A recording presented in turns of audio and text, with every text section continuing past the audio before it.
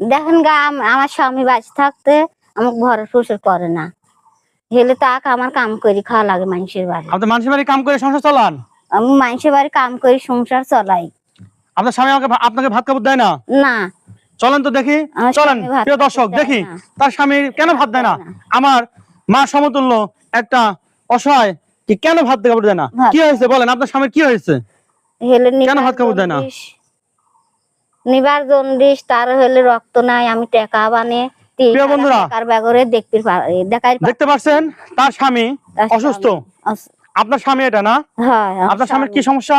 নিবার জন্ডিস, পেটে ঘাও, আলসার ঘাও, তাকে আমি টাকা বাগরে দেখাই পারতেছি না। কাজ করে খাওয়াইছে, এখন কাজ করে পারে না, তাকে আমি খাওয়াই কাজ করি। আপনি অন্যের বাড়িতে কাজ করে তারপরে খাওয়ান? হ্যাঁ। আচ্ছা, আপনার কি সমস্যা বলেন তো? আমার সমস্যা হলো পেটে liver jaundice. Liver jaundice, ulcer ঘা। আলসার ঘা আর কি? আলসার ঘা, ডাক্তার বলছে আলসার ঘা। কত টাকা খরচ হবে চিকিৎসা করাইতে বলছে ডাক্তার? 30,000 টাকা ব্যাগরে আমার স্বামীকে আমি নিয়ে যাই পারতেছি না। 30,000 টাকা ব্যাগরে নিয়ে যেতে পারছেন না? আপনি দেশবাসীর কাছে কি চান? আমার স্বামী লাগে আমি জান ভিক্ষি চাই, আমি সাহায্য চাই আপনার কাছে।